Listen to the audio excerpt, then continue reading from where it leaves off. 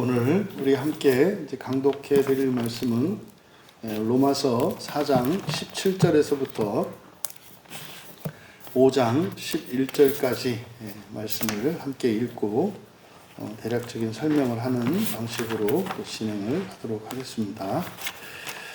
단톡방에 올려드린 번역문을 참고하시고 또 여러분들이 가지고 계신 성경책을 함께 참고하면서 또 메모하시고 그렇게 또 이렇게 같이 읽어나가는 중에 여러분들이 궁금한 사항이나 잘 이해가 되지 않는 부분은 나중에 꼭 질문해 주시기 바랍니다.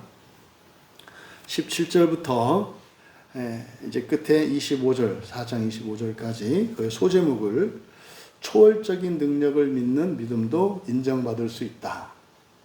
이렇게 소제목을 붙였습니다. 그러니까 전체 내용을 대략 먼저 말씀을 드리면 이제 개혁주의 신학에서도 이 초월적인 믿음을 이렇게 잘못된 믿음이라고 하지 않습니다. 개혁신학 안에서도 이런 초월적인 믿음으로도 구원에 이를 수 있는 가능성은 열어놓고 있습니다. 그래서 그 근거 본문이 될 수 있는 것이 바로 로마서 4장 17절에서 25절까지입니다. 그런데 그것으로 만족하거나 그것에 머물러 있으면 안 된다는 거예요. 그것도 하나님이 인정해 주시지만 초월적인 능력은 뭐겠습니까? 기적을 믿는 믿음이에요. 그러니까 이거는 교회 안에만 있는 믿음이 아닙니다.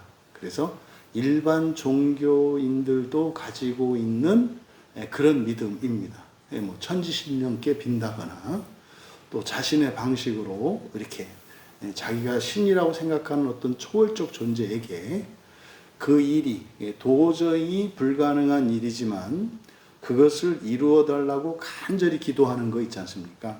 그게 바로 초월적인 능력을 믿는 믿음이거든요. 그래서 이때 초월적인 능력을 믿을 때 이것은 우리가 고백하고 있는 삼위일체 하나님을 말하는 거 아니고요. 우리가 부활해서 연합하게 될 그 하나님이 아니에요, 사실은. 그게 엄격히 말하면 우상이죠. 아니면 좀 좋게 본다면 삼위일체 하나님 가운데 한 분, 이제 성경에서는 이제 성부 하나님이라고 말하거든요. 그렇지만 그 믿음, 그런 초월적인 능력을 믿는 믿음을 가지고 구원에 이를 수 있다. 하지만 그것에 만족하면 안 되고 바른 믿음으로 나아가야 한다. 라고 하는 것이 4장 17절에서 25절의 내용의 요약이라고 할 수 있겠습니다. 이제 한 절씩 우리가 살펴보겠습니다.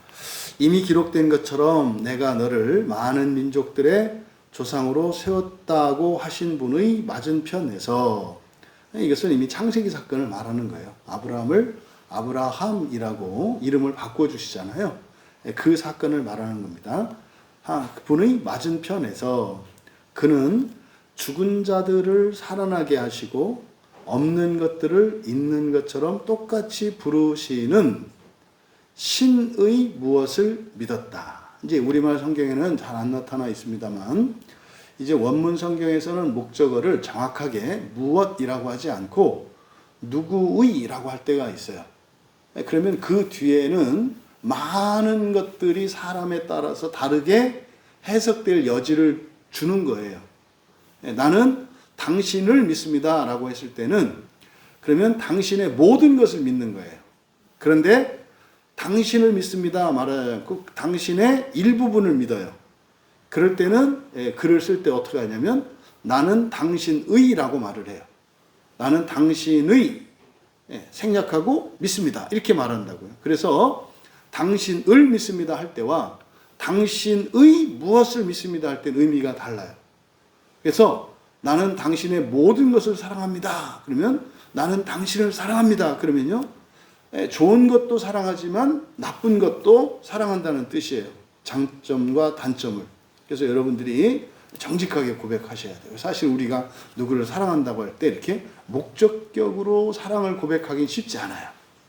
그런데 이제 처음에 여러분들이 사랑 고백을 할 때 목적격으로 사랑 고백해놓고 자꾸 소유격으로 사랑하려고 하니까 문제가 되는 거예요. 너 나의 모든 것을 사랑한다며. 근데 너는 왜 내가 잘못한 거는 미워해? 이게 잘못된 거죠. 그렇죠? 그래서 소유격과 목적격 둘 다를 이제 우리가 목적어로 쓰는데 지금 여기는 소유격을 쓰고 있어요. 그래서 아브라함이 하나님을 믿었다. 지금 이제 우리말 성경에서는 그가 하나님을 죽은 자를 살리시면 살리시라. 그래서 이렇게 하나님을 마치 제대로 믿은 것처럼 이제 이렇게 이야기되어 있는데 그가 아니고요. 하나님의를 믿었다. 그러면 뭐겠습니까? 저는 이제 능력으로 보는 거예요. 왜? 바로 앞에 있는 내용이 죽은 자들을 살아나게 하고 없는 것들을 있게 하는 하나님. 이게 초월자죠. 그래서 신의 능력을 믿었다. 그래서 능력은 없어요. 제가 의역한 겁니다. 그래서 아브라함은 너의 후손이 이와 같을 것이다 하신 말씀을 따라 그와 많은 민족의 조상이 되게 하신 것을 위하여 소망 가까이 소망 위에서 믿었다. 이것도 지금 18절에 소망에 대해서 말을 하는데 하나님께서 뭐 아들 하나 없는 아브라함에게 너의 자손들이 이와 같을 거야. 그때 이와 같을 게 뭐죠? 하늘의 별과 바다의 모래예요. 지금 뭐 이렇게 상속할 수 있는 그 아들 하나 없는 사람에게 그 자손이 무한히 많을 거다라고 말씀하신 거거든요. 근데 그게 좋습니까? 안 좋습니까? 좋잖아요. 그러니까 여러분도 하나님이 이제 이런저런 약속을 하신단 말이에요. 여러분들이 신이 될 거다. 또 심지어는 여러분들을 통해서 이 세상을 구원하시겠다. 그럼 바꾸고 말하면 여러분들이 하나님이 세상을 구원하시는 그 놀랍고 영광스러운 일에 쓰임받을 수 있다는 거 아니에요. 좋잖아요.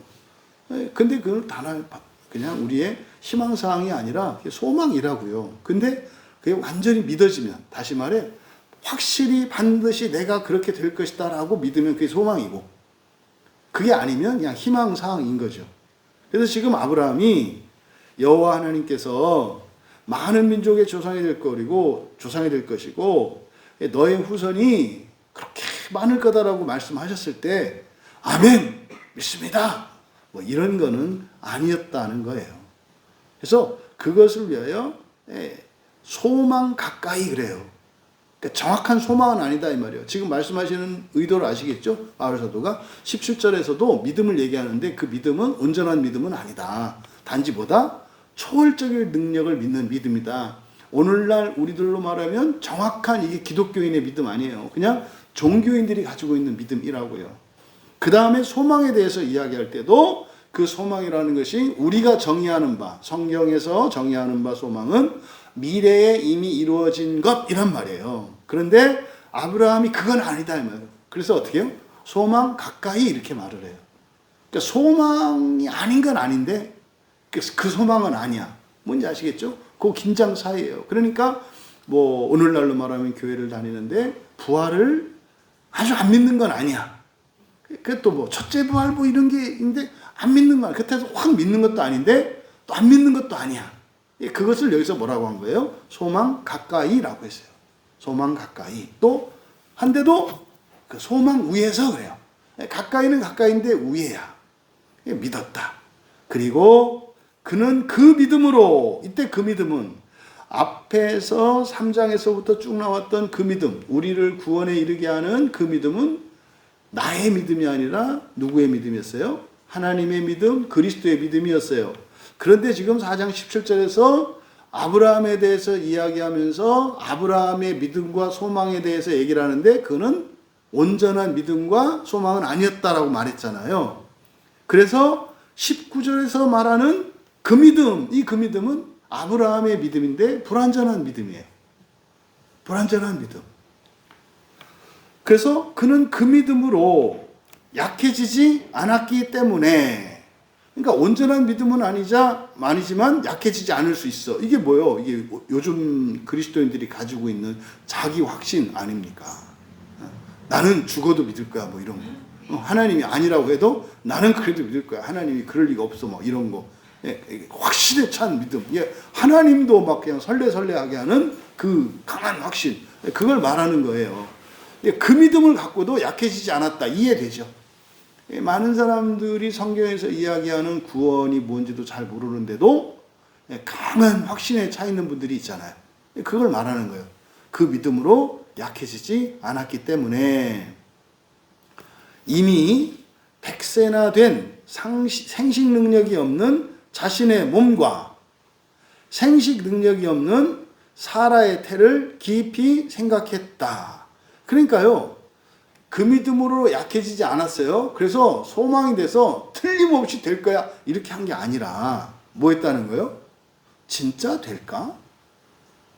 안 돼. 절대 안 돼. 이게 아니고 될까? 아니 내 나이가 100살이고 내 아내는 원래 불임이었는데다가 거기다 지금 나이도 지금 차서 이미 가임 기간이 지났고 원래는 임신할 수 없는 여자였는데 되기는 될까? 안 된다가 아니라. 근데 여러분 아시죠? 이게 보통 일반적인 일이 아니라는 거. 사람들은 가능성 두지 않습니다. 자기가 좋아하지 않고 믿지 않는 것은 아예 가능성 안 둬요. 그래서 알려고도 안 하고 보려고도 안 해요.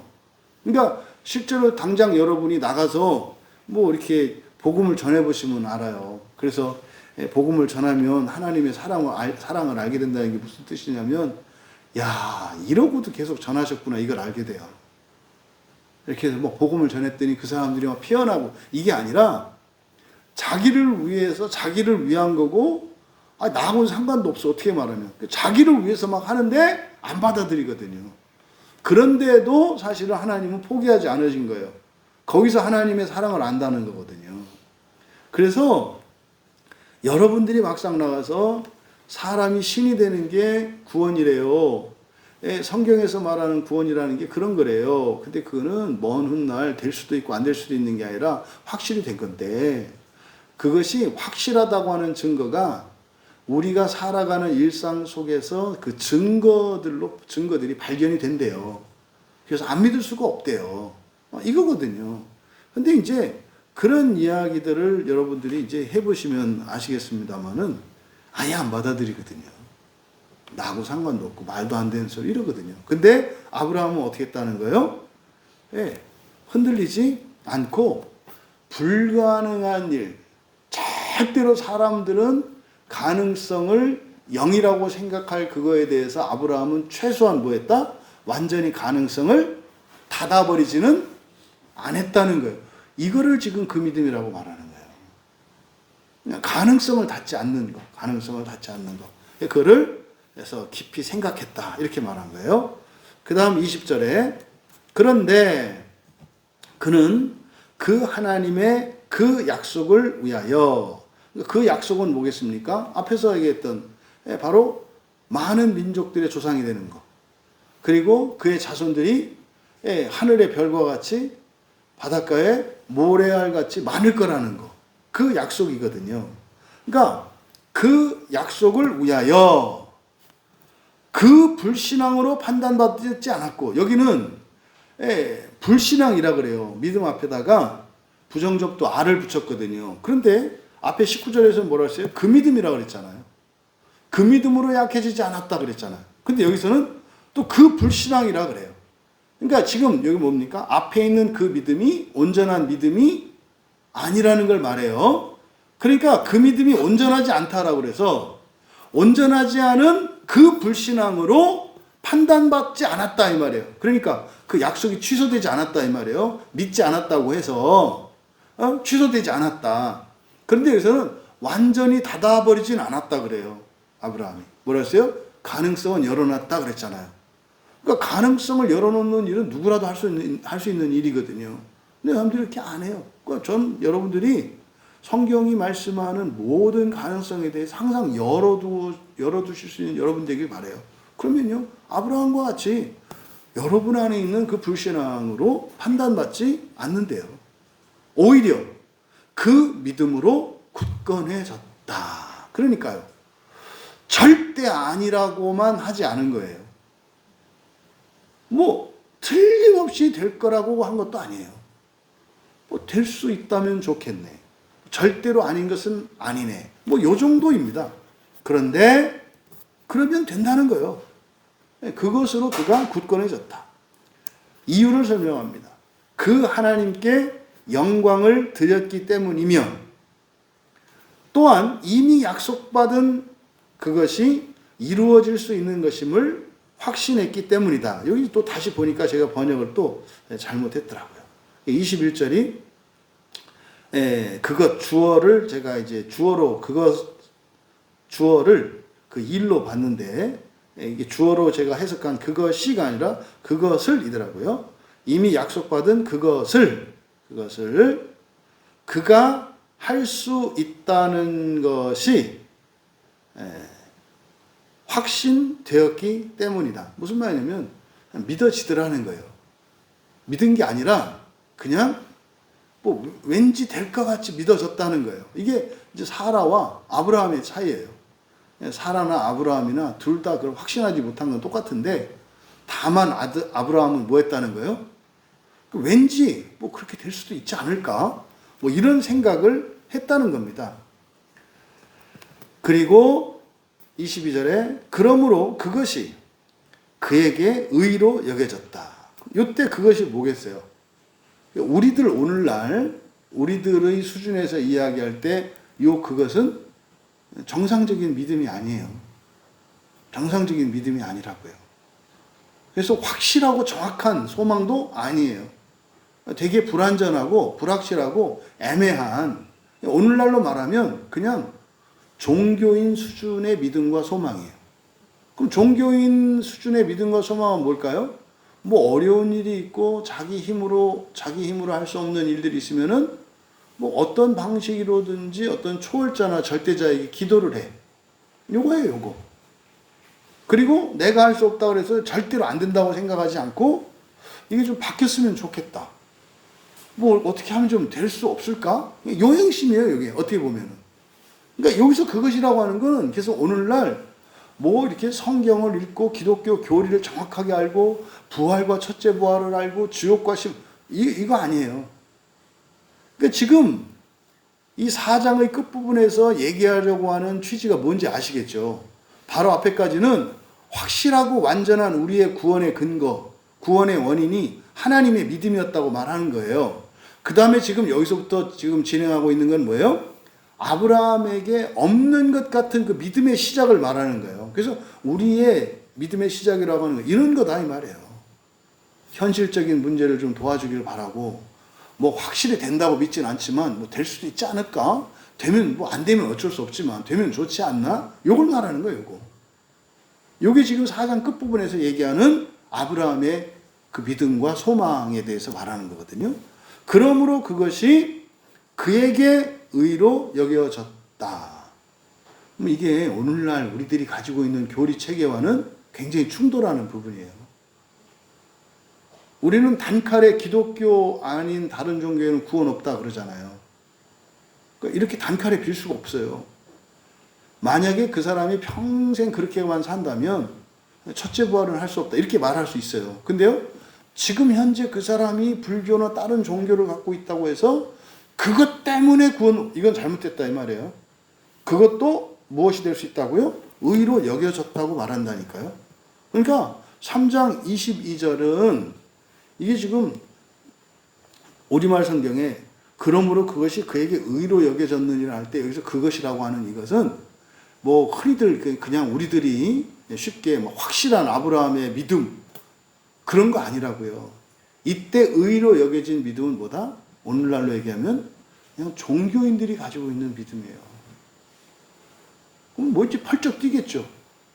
다른 종교인들의 믿음도 하나님이 어떻게 하신다? 의로 여기신대요. 제 얘기가 아니라 바울 사도가 3장 22절에서 지금 말씀하신 거라니까요. 이제 그런데 이제 이거에 대한 설명이 나와요. 그런데 그것이 그에게 의로 여겨졌다고 기록된 것은, 그러니까 이게 굉장히 중요한 거예요. 이런 게 안 보여요, 사람들한테는. 아브라함만을 위한 것이 아니라 또한 우리로 말미암아 여김받게 될 자들, 곧 예수 우리 주님을 죽은 자 가운데서 일으키신 분 위에서 믿는 자들에게 도다. 그러니까 지금 22절에서 그것이 그에게 의로 여겨졌다라고 할 때 이것은 사실은 아브라함만을 위한 게 아니라는 거죠. 누구라는 거예요? 사실은 모든 종교를 가진 사람들이에요. 그리고요, 예수님을 믿고 기독교인이 되었지만 아직도 이렇게 현세적이고 기복적인 신앙에서 벗어나지 못한 사람들을 가리키는 거예요. 그러니까 지금 여기 24절까지 이야기하는 내용은 뭐냐면 예수님을 믿고 교회를 다니고 있는 사람들이나 예수님을 믿지 않지만 어떤 종교를 가지고 있는 사람들, 그 모든 사람들 중에 기독교인들도 온전한 믿음과 소망을 갖고 있는 사람이 있고 그렇지 못한 사람들이 있잖아요. 그러니까 그 모든 사람들의 그 불완전한 믿음과 소망도 하나님께서 어떻게 여겨주신다? 의로 여겨주신다고 말을 하는 거예요. 그러니까 지금 오늘날 우리들의 신앙생활의 큰 기준이 잘못되어 있어요. 그래서 예수 24절에서 예수 우리 주님을 죽은 자 가운데서 일으키신 분 누구세요? 성부시잖아요. 성부. 그러니까 그분 위에서 믿는 자들 이랬거든요. 근데 이게 이제 성경을 다 알고 나면 잘못된 얘기라는 걸 알아요. 왜요? 우리들이 믿는 하나님은 성부, 성자, 성령이 일체이신 하나님이에요. 그래서 성부 하나님만 따로 떼어놓고 믿든지, 성자 하나님만 따로 떼어놓고 믿든지, 성령 하나님만 따로 떼어놓고 믿는 믿음은 온전한 신앙이 아니에요. 그러니까 지금 여기서 예수 우리 주님을 죽은 자 가운데서 일으키신 분이에요. 예수님이 아니라 예수님을 일으키신 분 성부예요. 성부는 우리들에게 초월적인 능력을 가진 분으로 인식되는 분이 성부예요. 그래서 불완전한 믿음이라는 점에서는 교회 다니는 사람이나 교회 다니지 않는 다른 종교인이나 별반 다를 바 없다. 그러면 이거를 의로 여겨주지 않으셨더라면, 오늘날 그게 소용이 없는 거라면 아브라함도 의로 여겨주지 않은 게 돼요. 근데 문제는 아브라함을 그 불완전한 믿음과 소망을 의로 여겨주셨잖아요. 그러니까 오늘날도 아브라함 같은 사람들이 있으면 의로 여겨주신다는 것을 말하는 거예요. 그래서 25절에 예수는 우리의 실족 때문에 내줌이 되셨고 또한 우리의 의 때문에 일으켜지셨다. 이거 이제 오늘날 사람들이 잘 구분하지 못하고 있는 거예요. 예수님이 십자가에서 죽으신 사건과 예수님이 살아나신 사건, 이것은 두 서로 다른 목적과 의미를 가진다는 거예요. 예수님이 죽으신 사건은 사실은 뭡니까? 우리의 죄의 문제를 해결해 준 거예요.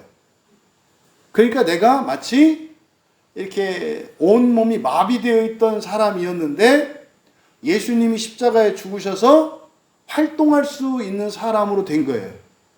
이해되시죠? 내가 멀쩡히 걸어 다녔는데 어느 날 벼락 맞고 갑자기 온몸이 마비가 돼가지고 침대에 들어 누웠어요. 네. 근데 예수님이 돌아가시면서 또 하늘이 험해지고 번개가 때리고 제가 누워있는 침대로 벼락이 또 때렸어요. 그때 제가 꾸물꾸물 하더니 일어나더라 이 말이에요. 이게 예수님이 죽어서 우리가 무기력했던 우리가 이제 살아갈 수 있게 돼요. 근데 이게 끝이 아니에요. 살아서 어떻게 되겠어요? 이제 살아나서 어떻게 되겠어요? 예전과 똑같은 삶을 살면 또 죽겠죠. 그러니까 우리에게 새로운 기회가 주어진 거지, 일어났으니까 영원히 마음대로 살아야 되는 게 아니다 이 말이에요. 그래서 예수님이 죽으셨을 뿐만 아니라 그 다음에요 살아나셨잖아요. 근데 그 살아나신 목적이 뭐래요? 우리의 의 때문에 그랬어요. 우리의 의. 이때 의는 뭐겠어요? 하나님의 의, 신의 의죠. 신의 의. 그러니까 예전에는 내가 사람으로 사람의 의를 위하여 살던 자였어. 그런데 이렇게 저렇게 다 해봤는데 안 됐어. 그리고 마침내 그냥 죽어버렸어. 그래서 침대에 들어놓여 있었단 말이에요. 근데 예수님이 죽어서 다시 인생을 살 기회를 얻게 된 거야. 그럼 이제는 나의 인생의 목적이 뭐가 되어야 된다는 거예요? 신의 의가 되어야 한다는 거예요. 근데 이거는요, 미지수죠? 남아있어요. 우리의 삶으로. 그러니까 예수님이 천국으로 하늘로 이렇게 승천하신 이후에 남겨진 제자들에게는 뭐가 있어요? 새로운 삶, 신의 의를 추구하며 살아가야 할 새로운 삶의 정황이 앞에 놓여 있다고요. 근데 홀로 살게 하지 않으시고 그때 성령이 함께 해주실 거죠. 그래서 성령이 오실 때까지 기다리라고 했던 거잖아요. 이해되시죠 지금? 그리고 여기서 25절에서 우리말 성경은 범죄라고 번역되어 있습니다만 여기에 이제 범죄라고 번역한 제가 실족이라고 번역했는데 이게 파랍토마예요. 파라는 가까이라는 뜻이거든요. 가까이 바로 옆에 이런 뜻이에요. 그러니까 그 죄가 아닌 건 아닌데 죄라고 하기에는 조금 참 애매한 이런 거예요. 그런데 사실은요 그렇잖아요. 하나님의 말씀에서 넘쳐도 죄요, 모자라도 죄예요. 근데 완전히 정반대되는 게 있고 그 바로 옆에서 조금 벗어난 거 있을 거 아니에요. 그러니까 활 쏘을 때 가운데 정중앙 백중이잖아요. 백중을 제외한 나머지는 다 죄거든요. 성경에서 말할 때. 근데요 관역 안에 들어간 거하고 관역 밖에 있는 거하고 관역 안에서도 9점 맞은 거하고 엄청난 차이가 있잖아요. 그러니까 이거를 구별할 필요가 있어요. 엄격히 적용하면 백중이 아니면 다 죄예요. 거기서는 그러니까요 아무도 아야소리 못해요. 그러니까 죄의 절대적 기준을 가지고 막 들이대면 너 하나님 앞에서 떳떳해? 뭐 이렇게 얘기하면 누가 얘기할 수 있겠냐고요. 그래서 여기에 지금 범죄라고 했을 때 이건 굉장히 포괄적 개념이거든요. 근데 여기에 사용된 단어 이 파랍토마라고 하는 것은 살짝 벗어난 거예요. 그러니까 이 범죄라는 것은요 이제 기독교인들 중에서도 정상적인 기독교인들이 저지르는 것이에요.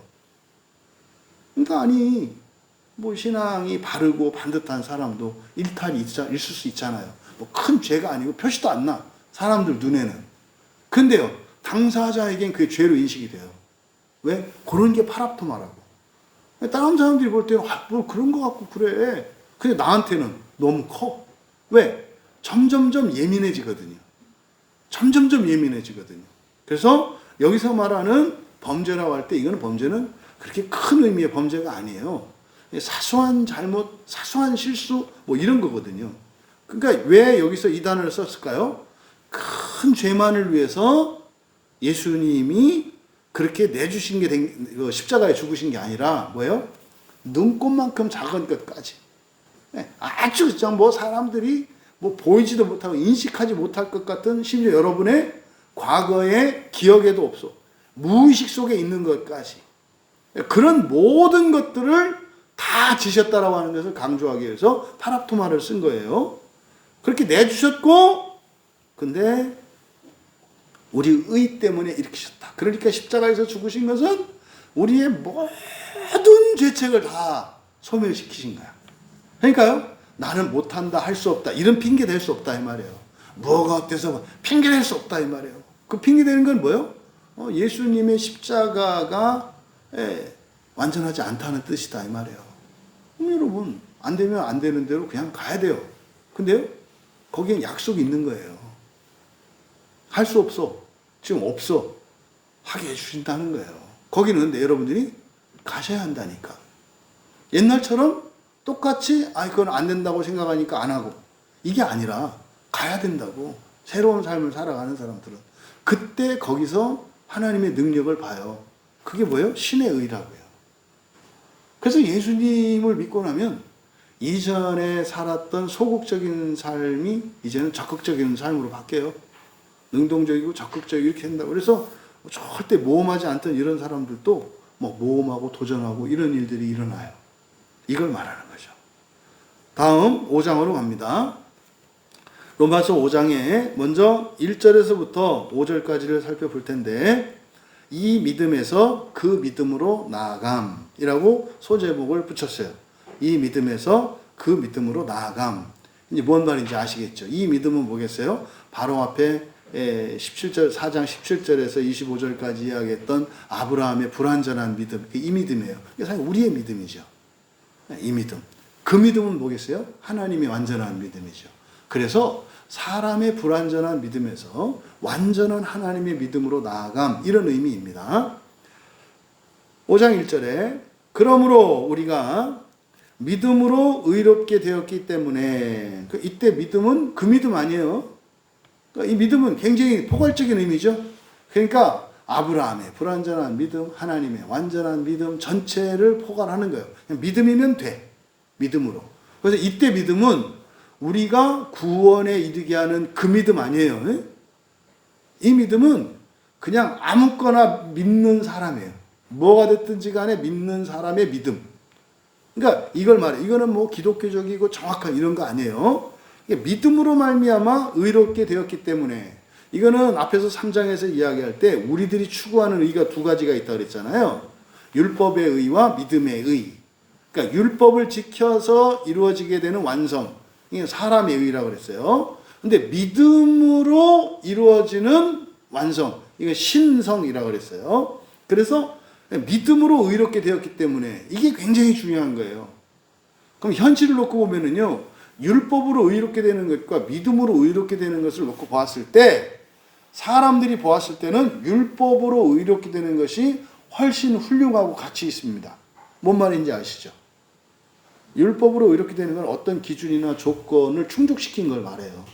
근데 믿음으로 의롭게 되는 건 사실은 결과적으로는 그렇게 됩니다만 당장에는 아무런 달라지는 게 없어요. 어떤 사람이 교회 딱 나오면 180도 바뀌나요? 있죠. 그런 경우도 있지. 근데 대부분은 그렇지 않아요. 그러니까 토요일 날까지 교회 안 다니던 사람인데 주일날 한번 교회 왔단 말이에요. 그때 이 사람이 겉으로는 뭐 엄청 달라지거나 그러지 않아요. 근데요, 존재론적으로는 완전히 달라진 거예요. 왜? 이 사람은 신의 의의를 가지게 되었고 그걸 위해서 살게 되거든요. 근데 이게 우리에게 실감이 되려면 시간이 걸려요.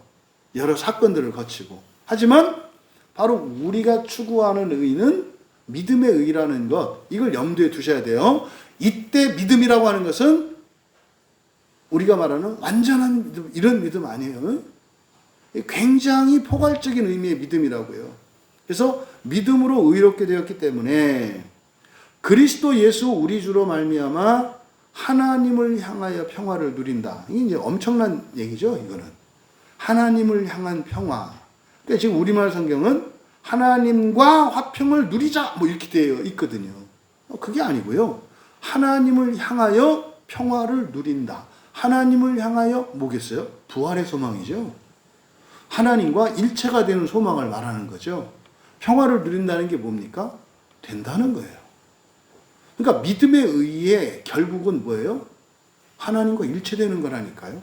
일체되는 거. 근데 그게 뭐다? 우리가 그러면은 그 믿음이 있으니까다? 아니다. 그리스도 예수 우리 주님으로 말미암은 것이다. 이게 혼동한다고요. 믿음이 그러니까 믿어야 된다는 거 아니에요. 믿는다고 되는 거 아니다. 여기서 오늘 그리스도로 말미암아 되는 건데 그냥 의쟁이 뚜쟁이 할 거 없이 다 쳐준다 이런 뜻이에요. 거기 누구 믿는 사람 없소? 다 내게로 오시오. 내가 다 그냥 온전한 것으로 값을 쳐주리이다. 이런 거예요. 지금 그게 지금 5장 1절이에요. 또한 그로 말미암는 그로 말미암아 우리는 우리가 이미 서 있는 이 은혜, 이게 사람마다 다를 수 있죠. 각자가 이미 서 있는 이 은혜가 다르다고. 무슨 말이냐면 구원관에 따라 다르다 이 말이에요. 사람마다 누리는 은혜가 달라요. 저는 우리 광야교회에 있는 우리 지체들은 이미 서 있는 이 은혜라고 하는 것은 부활의 은혜인 줄로 믿습니다. 부활의 은혜가 뭡니까? 이미 나는 신이 되었어요. 신이 되었다고. 그 은혜요. 이 은혜. 이 은혜를 위한 그 믿음. 그 믿음이 뭐였어요? 하나님의 믿음이에요. 우리가 부활할 수 있는 이유는 우리의 무엇이 아니에요. 그리스도로 말미암은 것이고 성령을 말미암은 것이고 성부 하나님으로 말미암은 거예요. 그래서 오직 하나님의 은혜로만 되는 거예요. 그래서 2절에서 얘기하는 게 뭡니까? 이제 그 믿음으로 나아가야 한다고. 근데 이것도 어떻대요? 그 믿음으로 나아감을 이미 얻었다. 여기서 이제 나아감, 이제 먼저 번역할 때 이걸 알현이라고 했거든요. 이제 왕 앞으로 나아가는 것을 아련이라고 해요. 아련. 그래서 1절의 끝에 하나님을 향하여 그랬잖아요. 그러니까 그 하나님을 향하여 나아가는 걸 말해요.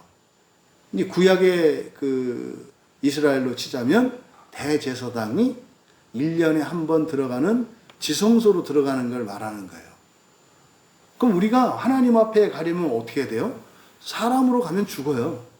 그러니까 부활체가 아니고서는 갈 수가 없어요. 그래서 나아감을 이미 얻었다. 이건 뭐냐면 이게 보편의 작정을 말해요. 이미 우리는 모두 다 부활이 확정되어 있다는 걸 말하는 거예요. 그런데 그거는 무엇으로 나아간다? 그 믿음으로, 그 믿음으로.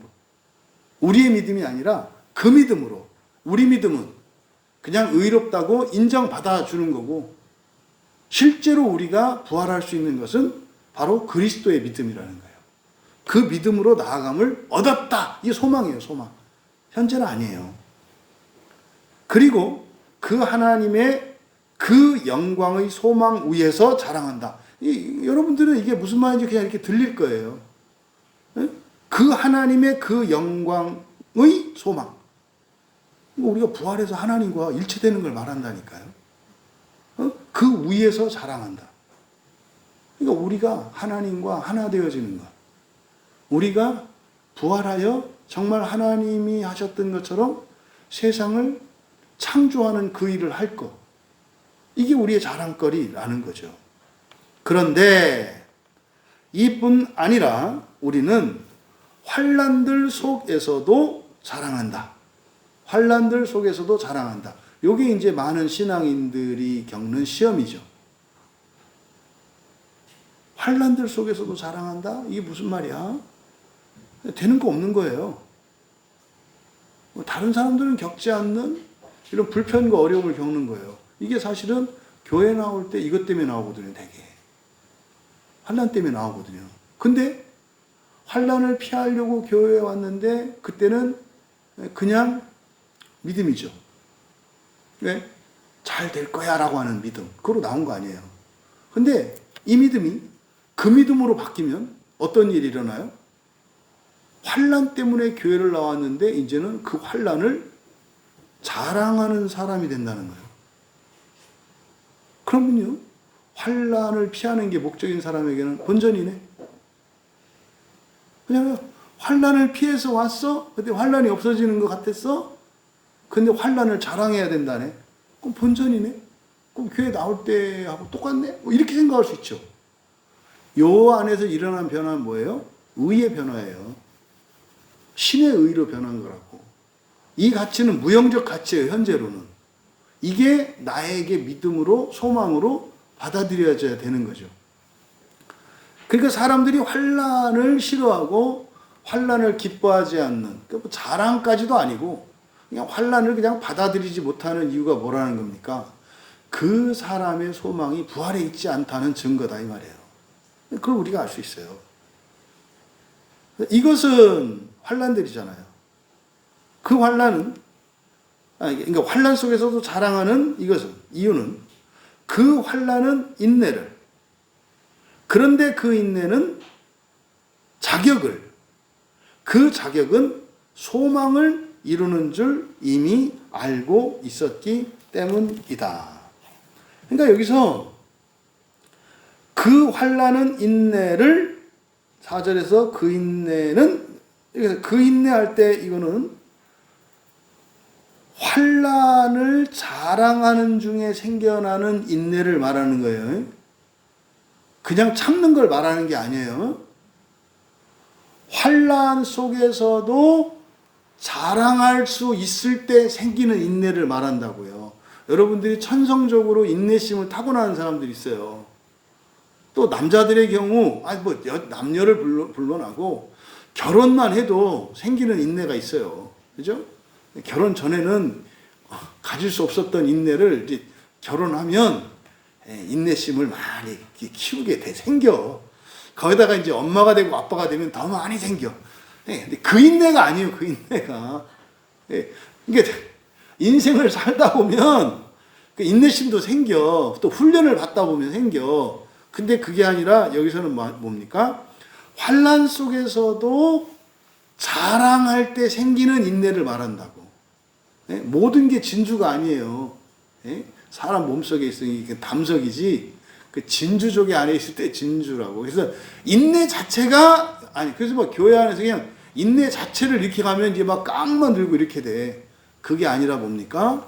환난 중에서도 기뻐하고 기뻐하는 정도가 아니라 그거를 자랑할 수 있을 때 생기는 어떤 인내예요.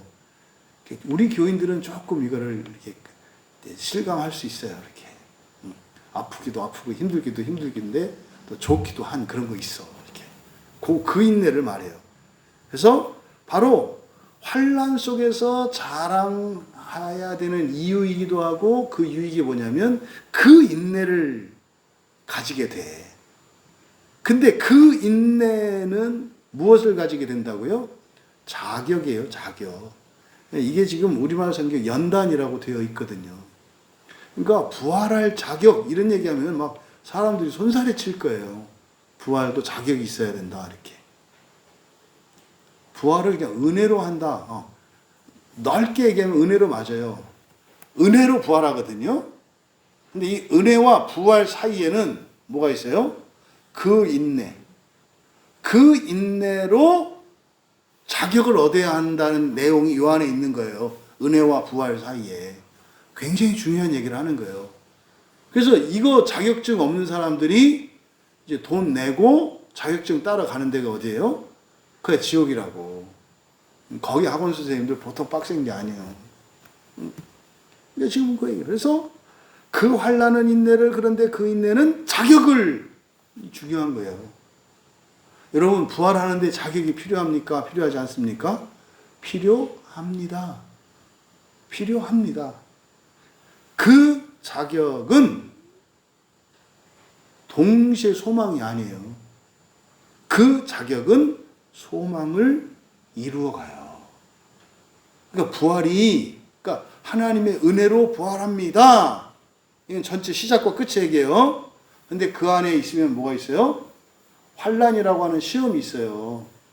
근데 그 환난을 자랑할 수 있을 때, 자랑할 때, 해라가 아니에요. 에? 자랑할 수 있게 돼야 돼요. 사실은 뭐 때문에 자랑하게 되죠? 부활 때문에 자랑하게 되거든요. 이렇게 내가 환난을 겪지만 부활할 인생. 저렇게 좋아 보이지만 부활하지 못하는 인생.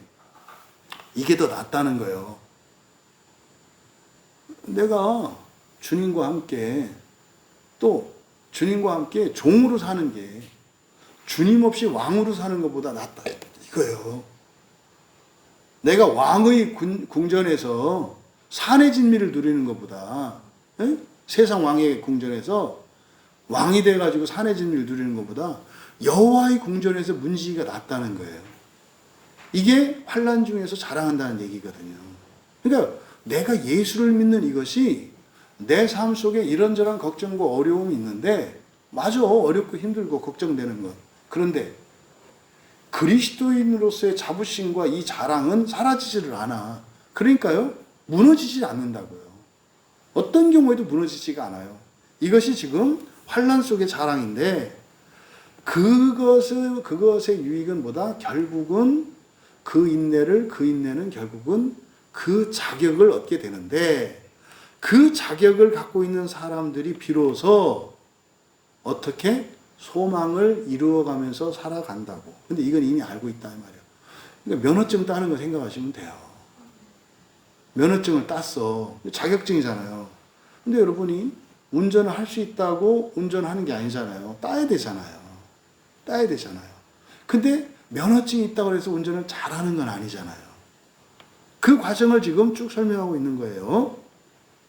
그런데 그 소망이 우리를 부끄럽게 하지 않는다. 왜냐하면 하나님의 그 사랑이 우리에게 주어진 성령으로 말미암아 우리 마음속에 이미 쏟아졌기 때문이다. 그러니까 요한복음에 있는 내용을 이해 못하면 이해하기 어려워요. 그러니까 그 소망은 부활하는 거잖아요. 사실은 더 정확하게는 첫째 부활이거든요. 첫째 부활이거든요. 그 부끄럽지 않대요. 부끄럽지 않다라고 하는 건 뭡니까? 쭈삣쭈삣하고 진짜 맞아? 사람들이 이렇게 물어봤을 때 주저하거나 망설여지지 않는다는 거예요. 그러니까 부끄럽게 하지 않는다. 왜냐하면 뭐라 했어요? 그 사랑이 우리에게 이미 쏟아졌기 때문이다. 그러니까 여러분들의 첫째 부활에 대한 증거가 있는데 그게 뭐라는 거예요? 그 사랑이라는 거예요. 그 사랑. 그 사랑은요, 세상이 타락하기 이전에 가졌던 하나님의 그 사랑, 예수님 안에 있었던 그 사랑, 또 예수님이 우리에게 주신 그 사랑, 그게 곧 사실은 성령이시거든요. 그래서 우리 안에 성령님이 내주하고 계시기 때문에, 그럼 우리의 신성이 있는 거예요, 우리 안에. 그래서 달라, 세상 사람들과. 이걸 말하는 거죠. 다음 6절에서부터, 로마서 5장 6절에서부터 이제 11절까지 살펴볼 텐데, 여기에 소제목은 제가 하나님의 그 사랑이 부어진 이유라는 제목으로 소제목을 붙였어요. 왜냐하면 이제 5장 끝에서 하셨던 말씀이 뭐예요? 하나님의 그 사랑이 우리에게 이미 부어졌다. 그래서 6절은 왜냐하면 이렇게 시작합니다. 왜냐하면, 그러니까 그 사랑이 부어진 이유에 대해서 설명을 하는 거예요. 왜냐하면 바로 그리스도께서 우리가 아직 힘 없을 때 때를 따라서 불경한 자들을 위하여 죽으셨기 때문이다. 이거 굉장히 중요한 내용이에요.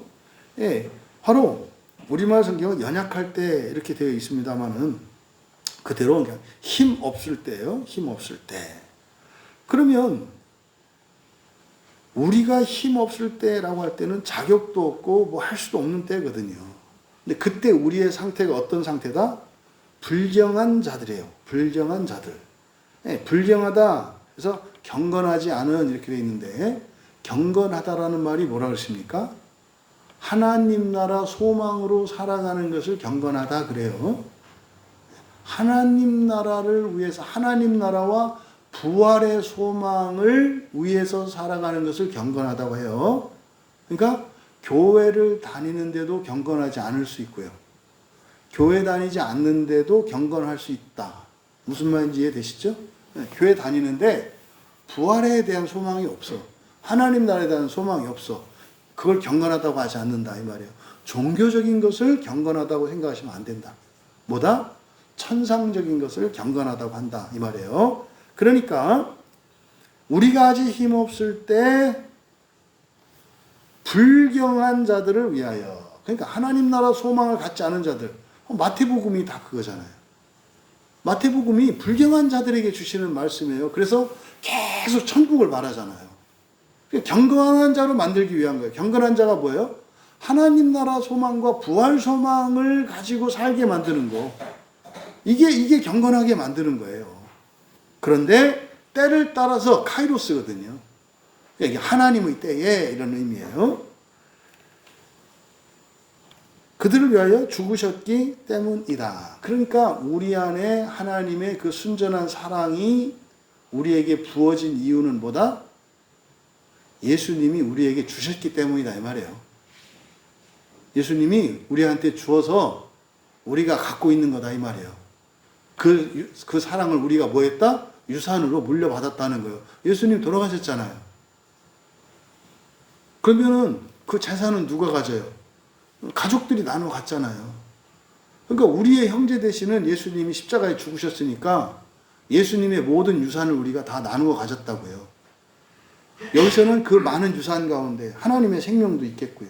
하나님의 의도 있겠고요. 하나님의 사랑도 있겠고요. 거기에 사명도 있겠죠. 그 가운데 여기서는 그 사랑을 얘기를 하는 거예요. 그래서 우리가 어떻게 세상이 타락하기 이전에 그 사랑을 가지고 있을 수 있다고 말하는 거야. 아, 예수님한테 받은 거야. 어떻게 예수님한테 받아? 예수님이 죽었잖아. 그 유산 남았잖아. 그 가족이 갖는 거 당연하잖아. 내가 예수님과 한 가족이거든. 이걸 지금 6절에서 설명한 거예요. 왜냐하면 누군가가 의롭게 되기 위하여 죽는 것은 어려울 것이나 선한 일을 위해서는 주저하지 않고 용감하게 죽기 때문입니다. 이게 이제 우리말 성경은 이렇게 돼 있어요. 의인을 위하여 죽는 자가 쉽지 않고 선인을 위하여 용감히 죽는 자가 혹 있거니와 우리가 아직 죄인 되었을 때 그리스도께서 우리와 죽으심으로 자기 사랑을 확증하셨느니라. 그러니까 이게 지금 뭔 얘기하려고 하는 겁니까? 이제 그 사랑이 우리한테 들어온 걸 얘기하는 건데, 누군가가 의롭게 되기 위하여 죽는다. 이건 사실 뭐예요? 여러분들이 더 잘 살기 위해서, 더 나은 사람이 되기 위해서 참고 노력하는 거 어렵다 이 말이에요. 이게 의롭게 되기 위하여, 의롭게 된다는 것은 완전하게 되는 거잖아요. 여러분들이 각 분야에서 또 여러분들이 뭐 속해 있는 공동체에서 가장 뛰어난 사람이 되는 거, 이게 의롭게 되는 거거든요. 그걸 위해서 죽는 거 뭐예요? 하기 싫은 거 하고요. 해야 될 거 하는 거예요. 그거 어떻다? 어렵다. 그런데 선한 일을 위해서는 주저하지 않고 용감히 죽기 때문이다. 선한 일이 뭐예요? 좋은 일이에요. 그건 무슨 말이냐면, 여러분들이 더 훌륭한 사람 되고 여러분에게 유익이 되기 위해서 뭐 하는 거는 진짜 막 싫고 어려운데, 여러분이 좋아하는 일은 뭐 한다는 거예요? 좋아라 하고 한다 이 말이에요. 그래서 공부는 쭉 하고 앉는 애가 1시간만 앉아도 막 힘들어 죽겠다고 허리 운동하는 애가 게임을 5시간 앉아서 해. 그 얘기하는 거예요. 그러니까 선하다라고 하는 게 뭐예요? 좋은 거예요, 좋은 거. 좋은 일을 위해서는요, 죽어도 좋아. 그죠? 주저하지 않고 용감히 죽는다 그랬잖아요. 맞아요. 무슨 말이에요? 예수님이 자기 구원을 이루려고 십자가에서 죽은 게 아니라 왜 죽으셨다? 좋아서 죽었다는 거예요. 좋아서. 우리를 위해서 죽는 게 좋으셨대요. 예수님조차도 한 거래요. 삐딱하게 적용하지 마시고, 아 그래? 빚진 거 없구나. 지 좋아서 한 거였네. 뭐 이렇게 가면 안 되고, 지금 뭘 설명하는 거예요? 사랑이라고. 사랑. 나를 살리기 위해서 자기가 죽는 게 나를 죽이고 자기가 사는 것보다 더 좋다 이 말이에요. 사랑을 설명하는 거예요. 그러니까 이것은 단지 우리에게 이제 유산으로 물려준 건데, 그래서 그걸 받게 된 거야. 근데 그게 뭔 줄 알아? 이런 거야 이 말이죠.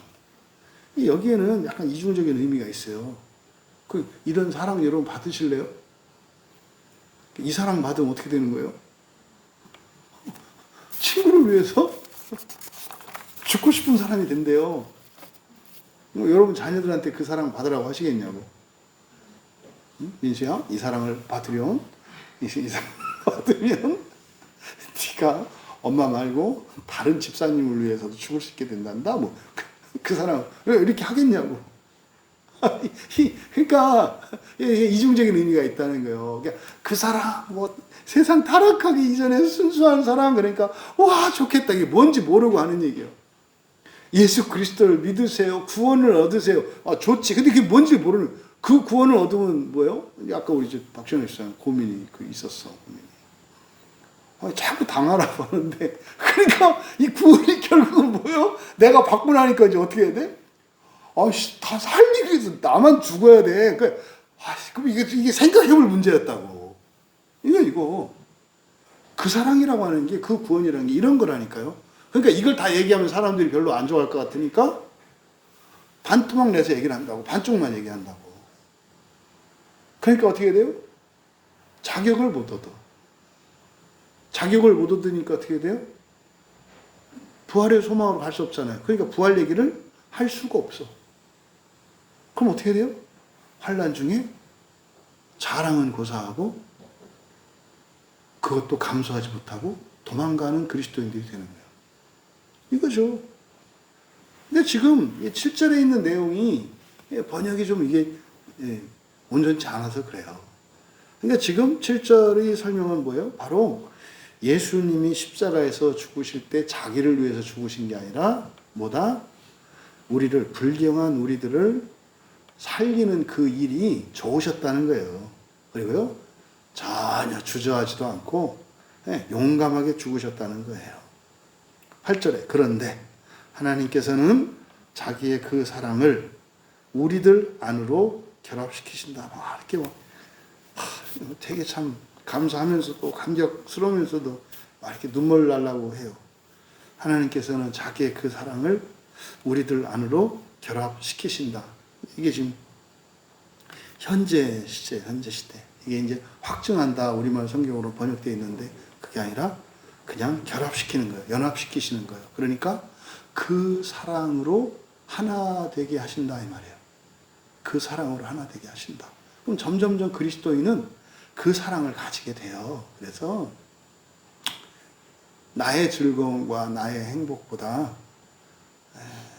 다른 이의 즐거움과 행복이 더 좋은 사람으로 점점 변해가요. 왜? 쉼 없이 그 일을 하시기 때문에. 그러니까 여기에 이제 저항이 나온다고요. 나도 좀 먹고 살아야 되는 거 아니에요. 이런 생각이 마귀가 우리의 이성과 합리성을 가지고 따지지. 야, 왜 너만 죽으라고 이래야 돼? 딴 애들은 그러면 안 돼? 뭐 이제 이렇게 가는 거지. 그게 이제 하나님한테 얘기한다고 생각해 보세요, 누가. 왜 하나님은 하나님 생각 안 하고 쟤들만 생각해요? 이거 마귀가 하는 거거든요. 왜 하나님 생각도 안 하고 저런 애들 때문에 속 썩고 그래요? 이 얘기거든. 그때 그럼 하나님이 마귀 말을 딱 들으시면 어떻게 돼요? 구원 중단되겠네. 근데 우리는 어떻게 해요? 하나님은 중단하지 말고 나만 중단하고 싶어 하지. 하나님은 계속 하고 나는 그만 여기까지만 하고. 이게 맞지가 않는다고. 내가 중단하면 하나님께도 중단해달라고 요구하는 건 똑같이 간다니까요. 두 바퀴로. 그 얘기는 이 다음에 지옥 가서 하자는 얘기잖아요. 왜냐하면 우리가 아직 죄인일 때에 그리스도께서 우리를 위하여 죽으셨기 때문이다. 그러니까 하나님의 완전한 그 사랑을 우리들 안으로 결합시키시는 이유, 순전히 그건 누구 때문이다? 예수님 때문인데 예수님이 죽으셨기 때문이래요. 근데 바로 앞에서 예수님이 죽으신 그것은 무엇의 표현이었다? 사랑의 표현이었다고 말하는 거예요. 그러니까 예수님이 그 사랑을 보이셨으니 성부 하나님도 그렇게 하지 않으실 수 없다는 거예요. 9절 그러므로 이제 우리가 그의 피로 말미암아 의롭게 되었기 때문에 그로 말미암아 그 진노로부터 훨씬 더 큰 것으로 구원받을 것이다. 이게 히브리서에서 나오는 더 좋은 구원, 더 큰 구원의 더 좋은 부활에 대한 말씀이 여기 로마서 5장 바로 여기 9절에도 나와요. 그래서 훨씬 더 큰 것이에요. 훨씬 더 큰 것으로 구원받을 것이다. 그러면요, 구원을 받는데 그 자체가 크죠. 그런데 훨씬 더 큰 게 있대요. 이게 뭔지 알죠, 우리는? 이게 첫째 부활이에요.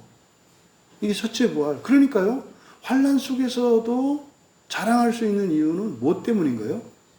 더 큰 구원, 그 첫째 부활 때문인 거예요. 10절, 왜냐하면 만일 원수인 우리가 원수래요.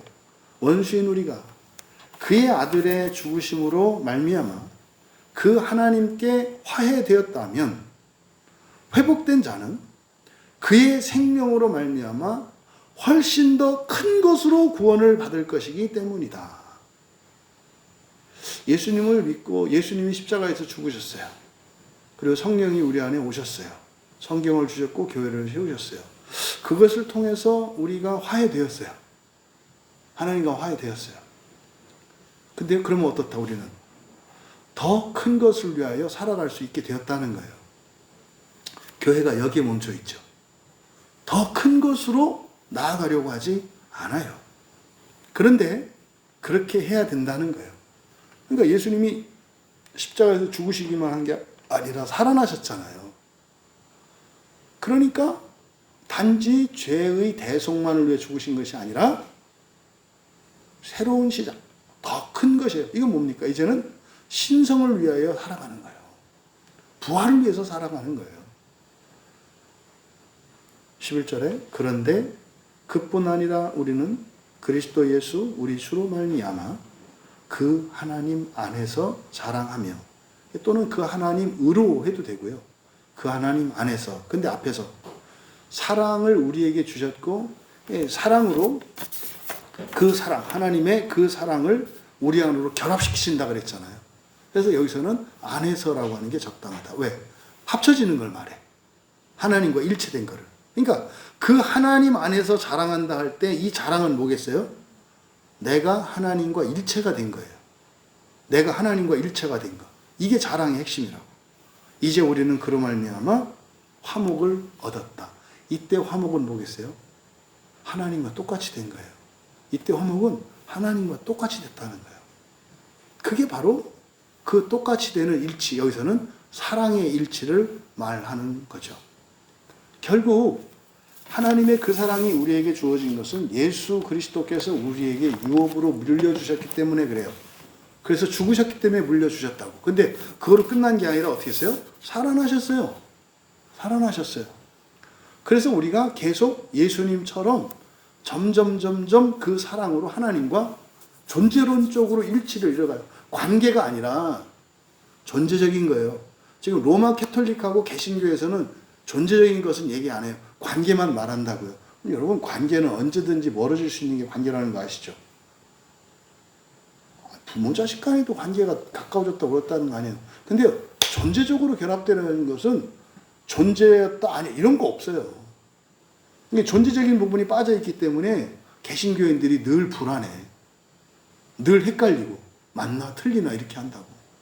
근데 샴쌍둥이처럼 몸이 딱 한 몸이 붙어 있으면 우리 둘이가 하나 맞나 이런 생각 안 해요. 왜 우리가 싸우지? 뭐 이렇게 얘기를 하지? 우리가 하나 맞나? 이런 생각 안 한다고. 오늘날 그리스도인이 이 존재적인 연합과 일체됨을 모르니까, 믿지 않으니까 맨날 내가 구원 받았는지, 이게 뭐 말도 안 되는 이런 생각을 하죠.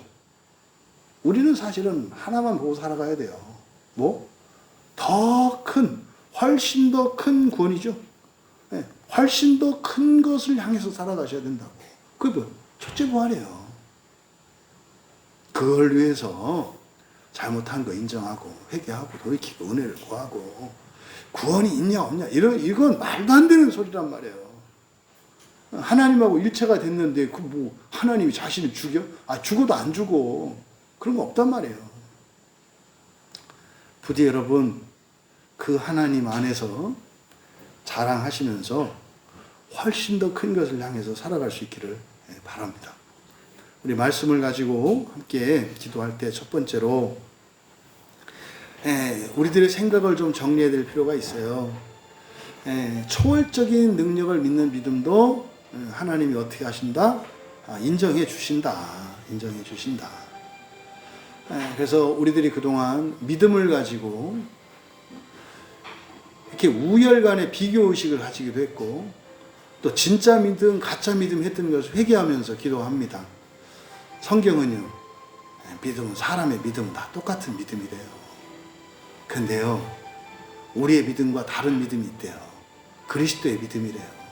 그래서 사람들 사이에서 이 믿음이 옳으냐, 이게 더 강하냐, 이거는 비교 대상이 아니라는 거예요. 우리가 믿음과 관련해서 비교해야 되는 것은 뭐예요? 불완전한 사람의 믿음과 완전한 하나님의 믿음을 가지고 대조하고 하나님 믿음 앞에서 완전하다고 할 사람이 없어요. 근데 그동안 교회 안에서는 하나님의 믿음과 나의 믿음을 비교하는 게 아니라 사람들을 비교하는 바람에 구원하는 믿음이 구원을 방해하는 역할을 해왔다고요. 믿음과 관련해서 우리가 기도할 때 하나님, 내가 더 이상은 이 믿음을 가지고 사람들 사이에 어떤 기준을 세워서 확실한 믿음, 불확실한 믿음, 온전한 믿음, 뭐 참된 믿음, 이런 생각은 다시는 하지 않게 결단합니다. 그게 얼마나 어리석은 것인지 깨닫게 해 주시옵소서. 그것 때문에 우리가 정작 목표로 삼아야 하는 그리스도의 믿음은 바라보지 못했어요. 도대체 내가 무엇이길래 나를 위해서 예수님이 십자가에서 죽으시고 당신의 모든 것까지, 심지어는 하나님, 성자 하나님의 사명까지도 나한테 맡겼을까? 하나님, 나를 믿으시는 예수님의 그 믿음이 정말 믿어지지 않고 실감되지 않습니다. 하지만 예수님의 믿음이 옳다는 것을 믿습니다. 나도 주님의 그 믿음을 갖게 하옵소서. 더 이상은 사람들 사이에서 믿음을 비교하지 않게 하시고 죽을 때까지 우리는 그리스도의 믿음에 못 미쳐요. 하지만 그리스도의 완전한 믿음을 목표로 삼고 살게 하옵소서. 그리고 이 땅의 모든 그리스도인들이 그렇게 살게 하옵소서. 그래서 어느 한편에서는 나는 완전한 믿음이다. 저들은 불완전한 다 거짓말이고 사기꾼이에요. 그 믿음 앞에서는 우리의 믿음은 다 불완전해요. 근데요, 인정하신다잖아요. 그래서 믿음과 관련하여 나의 믿음은 한없이 부족하고 연약합니다. 이것 때문에 불안해하지 않게 하옵소서. 그러니 오히려 더 완전한 그리스도의 믿음을 목표로 삼고 살게 하옵소서. 이 땅의 그리스도인들 모두가 다 그렇게 되게 하옵소서. 그것의 확신은, 그것의 구체적인 방식은 환난이에요. 환난을 대하는 태도가 달라져야 합니다. 우리 함께 나의 이 믿음이 그 믿음으로 나아가도록 은혜를 구하며 이 땅의 그리스도인들이 똑같이 그 믿음을 향하여서만 나아가도록, 그래서 우리 각자의 믿음의 분량이 어떠함에도 불구하고 믿음 때문에 분열하거나 싸우는 게 아니라 오히려 더 서로 사랑하고 도우며 함께 그 믿음을 향하여 나아가는 교회가 되도록 함께 기도합니다. 두 번째로 우리가 함께 기도할 때 하나님의 그 사랑을 위해 기도합니다. 하나님의 순전한 그 사랑이 우리에게 주어졌다는 것을 믿게 해주시옵소서. 믿을 때 느끼며 깨달을 수 있도록 도와주시옵소서. 그래서 우리가 또한 죽음으로 그 사랑을 다른 사람들에게 전할 수 있음을 또한 믿게 하옵소서. 또 우리가 죽어서 다른 사람에게 그 사랑이 전해진 것을 믿을 때 참으로 그 열매가 나타나서 보아 알게 하옵소서. 그래서 우리가 인생을 살고 이 세상을 떠날 때 나로부터 그 사랑이 내 주변에 있는 사람들에게 전하여진 그것을 기뻐할 수 있도록 도와주시옵소서. 그래서 예수님이 십자가에서 죽으실 때 그것을 좋아하셨음을 실감하게 하옵소서. 하지만 우리에게는 두려움도 있고 연약함도 있어서 바라는 마음도 있으면서 또 한편으로는 주저되기도 하고 두려움이 있습니다. 하나님, 그리스도의 그 믿음과 그리스도의 그 소망이 그 사랑으로 우리의 삶에게 실제화될 수 있도록 은혜를 구하며 그 사랑을 믿게 하옵소서. 그 사랑을 믿었을 때 그 사랑을 느끼며 확인할 수 있도록 도와주시옵소서. 그 사랑을 주님이 나에게 죽으심으로 주셨던 것처럼 내가 선한 고난으로 죽을 때 그 사랑이 내 주변에 있는 이들에게 전하여진다는 것을 믿게 해주시고 전하여진 그것을 우리가 확인할 수 있도록 표적을 보여주셔서 우리의 인생의 보람과 의미를 누리게 하옵소서. 은혜를 구하며 함께 기도합니다. 세 번째로 함께 기도할 때 훨씬 더 그 큰 것을 위하여 살아가는 우리들이 되게 하옵소서. 사실 그것을 위해서 그 사랑이 필요한 것이고 그 사랑의 실천과 그 사랑의 전파는 바로 훨씬 더 큰 구원에 대한 선포입니다. 이것을 우리는 성경에서 첫째 부활이라고 말씀한다는 것을 알고 있습니다. 우리가 함께 기도할 때 정말 그 사랑으로 하나님과 하나 되어지는 그것을 자랑하며 살게 하옵소서. 그것은 바로 훨씬 더 큰 것으로 구원받기 위한 것임을 자각하게 하시고 믿게 하옵소서. 그래서 우리 광야교회 교인들은 물론이고 우선 이 땅의 모든 그리스도인들이 주님과 같이 세상을 위하여 십자가에서 대신 죽어줄 수 있는 그 사랑을 실천하는 그것이 첫째 부활에 대한 소망으로 인하여 충분한 보상이 된다는 것을 믿게 하시고 알게 하옵소서. 그래서 그 지지부진한 알 것도 같고 모를 것도 같은 그 막연한 구원관이 아니라 확실하고 분명한 훨씬 더 큰 것으로 구원하시겠다는 그 사랑의 약속을 믿고 살아가도록 우리들의 삶을 다시 한번 돌아봅시다. 우리의 신앙생활뿐만 아니라 우리의 일상이 과연 훨씬 더 큰 것을 위한 삶이었는지 말입니다. 훨씬 더 큰 것을 위한 삶이었다면 중단하지 않습니다. 포기하지 않습니다. 만족하지 않습니다. 그리고 이만하면 됐다. 그리고 나는 모든 것이 옳다. 이렇게 생각하지 않습니다. 나의 모든 것이 새로워져야 한다. 나의 안정된 모든 것도 더 나은 것으로 나아가야 한다. 첫째 부활에 임할 때까지는 결코 만족하거나 주저앉아서는 안 된다. 이렇게 살아갈 수 있기를 하나님께 은혜를 구하고 또 결단하며 이 세상의 그리스도인들이 다 그렇게 살아갈 수 있도록, 그러면 특별히 무슨 선교하고 구제하고 이렇게 안 해도 됩니다. 우리의 일상의 삶이 선교요, 전도요, 구제요, 봉사요 다 될 것이기 때문에 그렇습니다. 그것이 없기 때문에 우리에게는 따로 선교사도 필요하고 선교 활동도 필요하고 구제 활동도 필요하고 구제하는 사명도 필요합니다. 하지만 정말 우리가 예배만 드리면 되는, 그리고 우리의 삶이 정말 우리의 삶 속에 그 모든 것이 총체적으로 드러날 수 있는 그런 더 큰 것을 향한 그 삶으로 나아갈 수 있도록 이 시대에 은혜를 부어주시기를 구하며 함께 기도하시고 개인적으로 돌아가면 되겠습니다.